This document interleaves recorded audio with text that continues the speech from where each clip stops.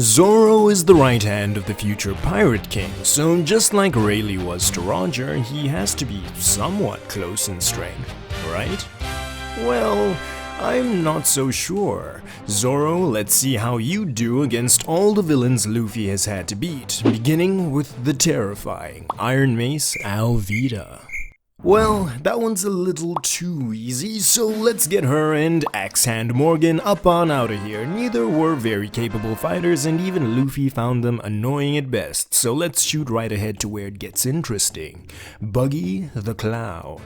This fight actually happened and Zoro lost, but in the interest of fairness, we're assuming Zoro is fully healthy for all these fights, gets the same amount of help as Luffy, and starts the fight with the same background knowledge. With that being said, I'll have to give this one to Zoro. While Buggy's fruit is a bad matchup for Zoro, he's too skilled with the sword to actually get stabbed if he knows how Buggy's fruit works, and having comparable physical strength to Luffy, I believe his punches, kicks, or reverse blade would be enough to finish him off if he got in close enough. Mid-Diff W. Captain Kuro of 100 Plans. He had high speed, which I doubt Zoro would be able to keep up with, but neither could Luffy, and he still pulled out a W because of Kuro's fatal weakness. When moving at his highest speed, he doesn't have any idea where he's going and leaves everything up to chance. Much like Luffy, Zoro could sacrifice his flesh to take Kuro's bones, but wouldn't even have to tie him down first because his attacks have less wind-up than Luffy's. High Diff W. Now, the Pirate Fleet Admiral, Don Krieg. This is where it gets interesting and where Oda started his bad habit of injuring Zoro so he couldn't outshine Luffy. This may be controversial, but I think Zoro would have had an easier time fighting Krieg than Luffy did. Just like how Buggy would be a bad opponent for Zoro because of sword immunity, Krieg's weapons made him a tough opponent for Luffy, who fights hand to hand. From his spikes to nets to spears and whatever the hell else I can't remember, because Zoro could cut and deflect those with his swords, he'd take way less damage than Luffy did and make relatively light work of Krieg. The Pirate Hunter was famous in the East because he was just as strong as anyone there after all. Mid-Diff W. Now, I know it looks like I'm just here to push the Zoro agenda, but this was the East Blue. Everyone was pretty weak. Zoro still has wins coming up, but they're going to be few and far between. Arlong the Saw, King of the East Blue. When these two met in the original story, Zoro was wounded from his fight with Mihawk, so there was really no contest, and Arlong was shocked he could move at all. Even if Zoro was at full health, he's not dropping buildings on the guy to take him down, though he might not need to. Zoro's endurance is at least as good as Luffy's, and he's better at receiving attacks, so there's no way he would go down if he was receiving the same attacks Luffy did. But what we have to keep in mind is that he's not made of rubber, and the blunt damage from someone as strong as Arlong will wear him down. Whenever he's beaten through a wall or punched, he'll get hurt more than Luffy did, so his only chance would be to go for fatal, decisive attacks from the beginning of the fight. Swords would work better than punches against shark skin, so he could definitely deal more damage, but hitting would be hard at all if they fought close to water. This is the first extreme diff fight where both guys are pushed to the limit, and I'm going to call it a draw.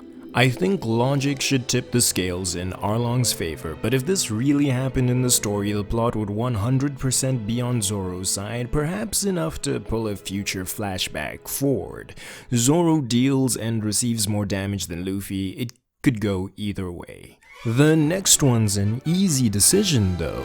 Zoro gets cooked no diff by White Chase Smoker. He had no Logia counter, and not even Luffy pulled this one out. Whiskey Peak. Luffy had to square up against the Pirate Hunter, Roronoa Zoro, in this one, and wasn't able to fight him to a conclusion. This may sound ridiculous, but I think Zoro wins here. Little Garden, Mr. 3, Lone Shark, Galdino. Honestly, even without the hypothetical situation where we make things fair, if Zoro had cut off his legs like he wanted to, he was definitely getting rid of that bum. Mid-Diff W. tin plate wapole of Drum Kingdom. Low diff W. I don't think anyone cares enough for a breakdown, so let's get right to the guy we've been waiting for. Desert King, Sir Crocodile. 3 fights and he finds out Croc's weakness just like Luffy, so we can be fair. This is a low diff W and I'm standing on business here.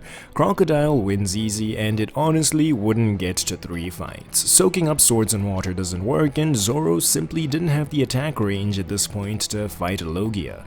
Zoro would never be able to get close enough to hurt Croc, and Croc's attacks come from too many angles for Zoro to be able to do anything about them. He stands no chance. Bellamy the Hyena. Light work, Zoro gets a no to low diff W here. God Enel.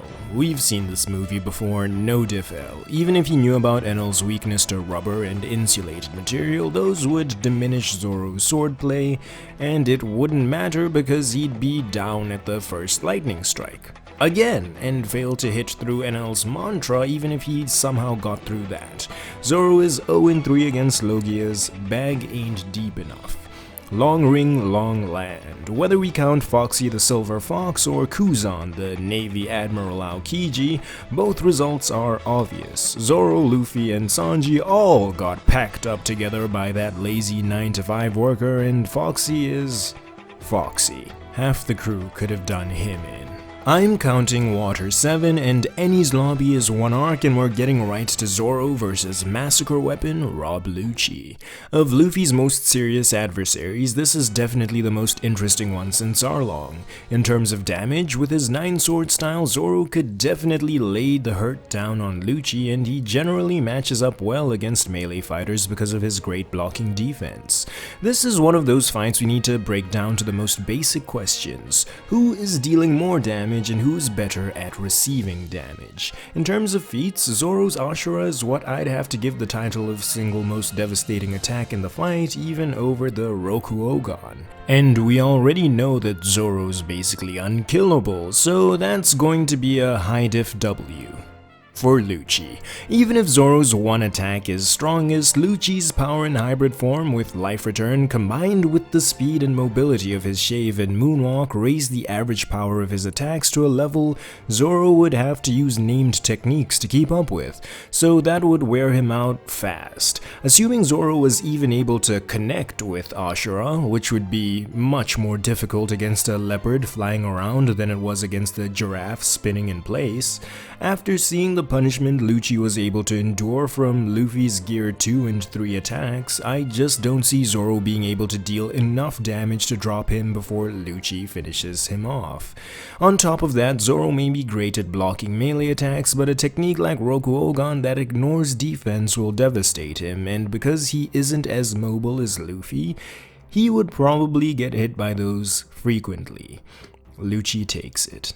Thriller Bark, Warlord of the Sea, Gecko Moria. This will be a mid-diff W for Moria. If it all came down to Shadow Asgard, Zoro doesn't have the mobility to evade Moria or the explosive force to beat him into submission as quickly as Luffy did by combining Gears 2 and 3.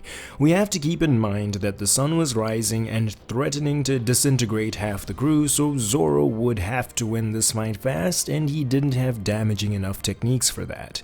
If time wasn't an issue and Zoro could play cat and mouse, perhaps we could make a case for him, but he simply wasn't beating Moria under the same conditions as Luffy. I'm skipping the entire Marineford War saga because we didn't have arcs that ended with Luffy going 1v1 versus a villain, and that leaves us at Fishman Island, where Zoro actually one-shot Hody Jones before he was pumped full of drugs. I give him a mid-diff W, and that might be generous to Hody, but people don't like this arc, so we skip ahead. Punk Hazard gives us Gangsta Gastino, Master Caesar Clown. I'm already bored of this video idea, but I have to see it all the way through. This is probably a mid-plus diff win. Caesar chose not to suffocate Luffy because he was an idiot at the end and got himself done in by a grizzly magnum. So any similarly large-scale attacks could probably have done the job to deal with his final hurrah. The Ichidai Sanzen Daisen Sekai kite would likely have ended him right there, and he wasn't a particularly imposing threat at the time. Zoro could have done it.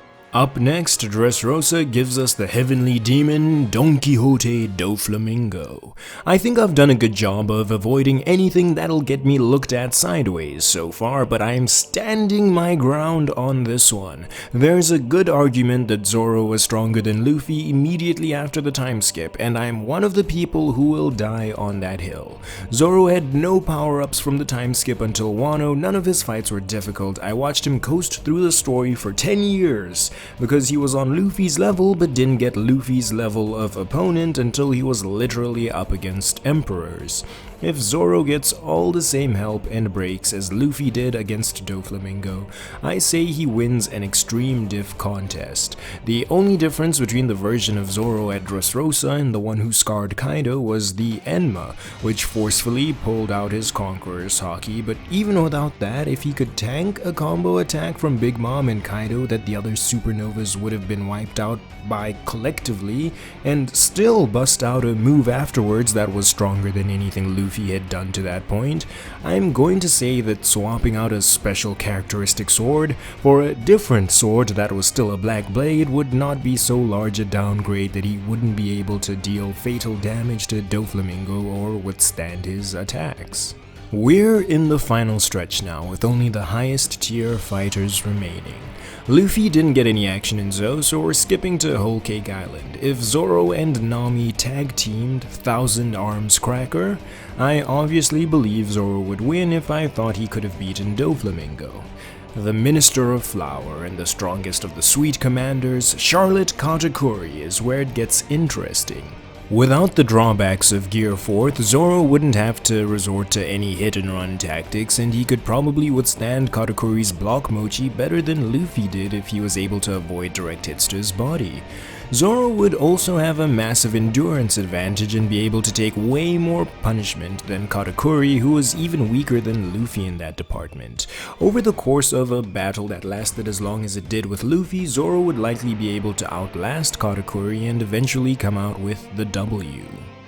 If we ignore that Katakuri's greatest strength was his future sight. While Luffy was able to gain some mastery over Future Sight over the course of their fight to eventually be able to battle Katakuri on even terms, I don't believe Zoro would be able to do the same.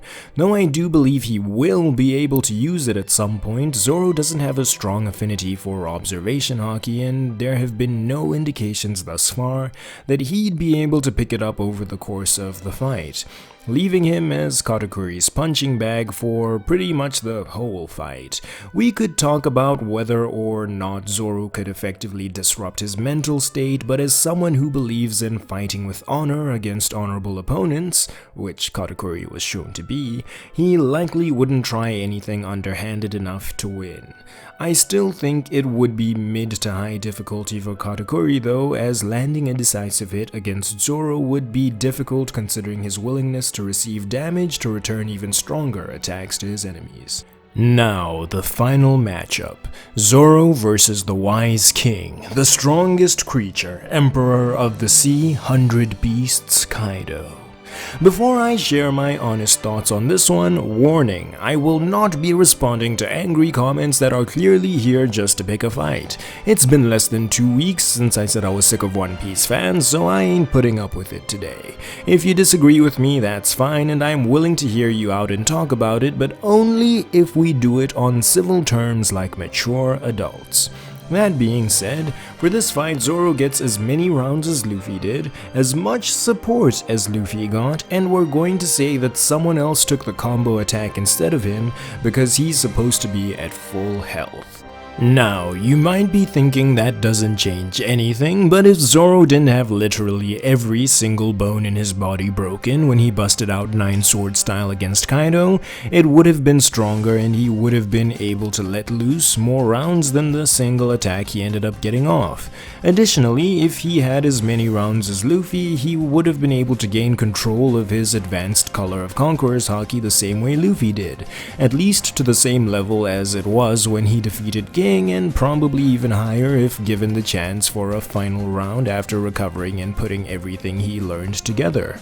Now, you still might not think this is enough because Luffy still had to unlock Gear 5th, but there's something you might be overlooking. After all I've said, I hope we can at least agree that Zoro would at the very weakest be an approximate match for Gear 4th Luffy, in which case one special difference would have occurred in this fight versus the original with Luffy. I'll say it in just a second, but I want to run away after I do, so like the video if you liked the video, subscribe to help me hit 3K by the end of the year, pretty please, and thank you to the patrons Bolivar Sanchez, Lucas HF, and Grog for helping make this video possible. Couldn't do it without you. Now, as I was saying, if Zoro was as strong as Gear 4 Luffy, he still brings Kaido to this final clash, except there isn't any Cypher Pole agent interference helping Kaido come away victorious, which means Zoro's attack connects where Luffy's didn't, and he probably doesn't get beat into the afterlife on that exchange. You didn't think of that, did you? Except we saw that Kaido had so much gas left in the tank that even if Luffy hit, he still would have lost anyway, so the same happens here with Zoro. But the ending of the video couldn't be, Kaido obviously beats Zoro. It would have been anticlimactic, and you have to admit, I probably had some of you in the first half there. Until next time, this has been Kenshan claiming Zoro goes 13-6 versus Luffy's opponents, forces Kaido into a high diff fight, and ultimately, Kaido obviously beats Zoro.